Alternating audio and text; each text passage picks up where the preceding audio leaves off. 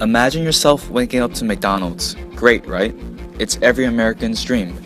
But now imagine waking up to it tomorrow and the next day and for the rest of your life, with no other options. The United States of America grows enough food to feed 10 billion people.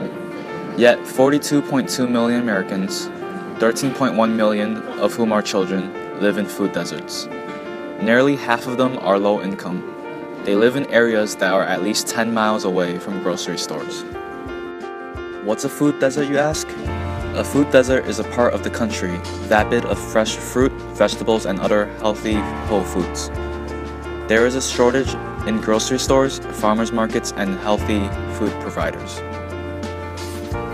Why does this issue even exist to begin with? We produce 17% more food per person, and yet a large population of families do not have easy and affordable access to fresh produce from grocery stores. Instead, providers must feed their families by opting to fast food chains, promoting obesity, and undergoing mental and social disparities to survive. Many Americans in the transition stage between being food insecure and food secure are disproportionately suffering from inequalities from those who have access to food. This problem is bigger than a checklist of what a daily nutritious intake and healthy lifestyle is. Children living in food insecure homes tend to be aware and react to the situation with stress, anxiety, and shame, and those emotions often lead to mental disorders. Children who come from food insecure households tend to have difficulty getting along with their peers, and among older age children, thoughts of suicide begin to surface. Social well-being is also put into jeopardy. Behavioral issues begin to surface in children. Because people in food deserts opt for unhealthy and lower-priced foods, it has also become evident that food insecurity is linked to an increase in childhood obesity. Last but not least, the reason to why Americans prioritize fruits and vegetables in their diets is the desire to improve their quality of life and have greater longevity. Researchers have found that lack of access to nutritional foods leads to a higher incidence of chronic diseases like asthma and diabetes.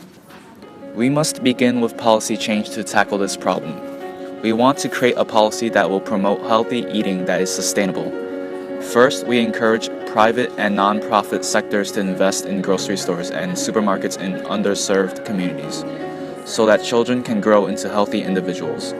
We recommend government subsidies on more fruits and vegetables to make these food options more affordable.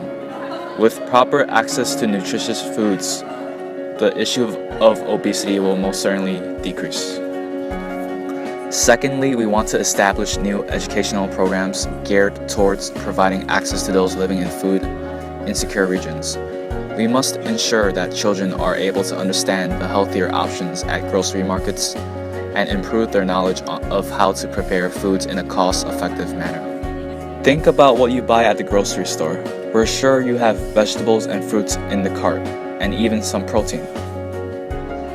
This simple errand to some becomes an arduous process for many who live far from stores that have a variety of food selections.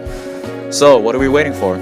We know there are viable solutions because there's enough food to be distributed to every individual.